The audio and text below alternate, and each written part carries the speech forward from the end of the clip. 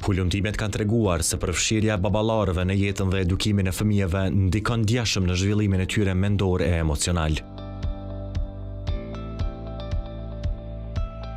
Kur baballarët janë të pranishëm dhe aktiv në rritjen e fëmijëve, ata ndihmojnë në krijimin e një mjedisi më të pasur për të mësuar dhe për të ndërtuar vetbesim. Prania e një babai të përkushtuar nuk është vetëm mbështetje, por një burim i rëndësishëm ndikimi pozitiv.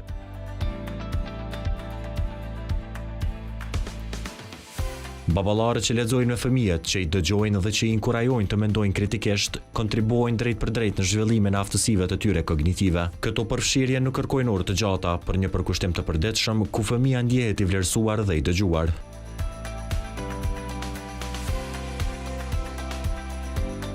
Kjo ndihmon në përmirësimin e aftësive në të lexuar, në zgjidhjen e problemeve dhe në përgatitjen për shkollë. Përfshirja e baballarëve ka ndikim edhe në ndërtimin e marrëdhënieve të shëndetshme me të tjerët.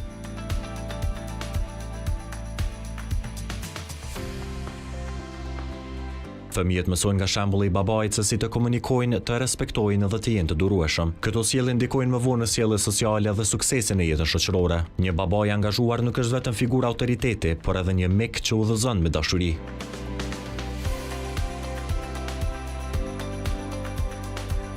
Studimet tregojnë gjithashtu se fëmijët që rriten me baballarë të përfshirë kanë më pak gjasa të përballen me vështirësi në sjellje apo në mësime. Ata kanë më shumë gjasë të kenë vetbesim të lartë dhe të ndihen të sigurt në vendimet që marrin. Kjo tregon se ndikimi i babait shkon përtej moshës së hershme dhe ndikon gjatë gjithë jetës.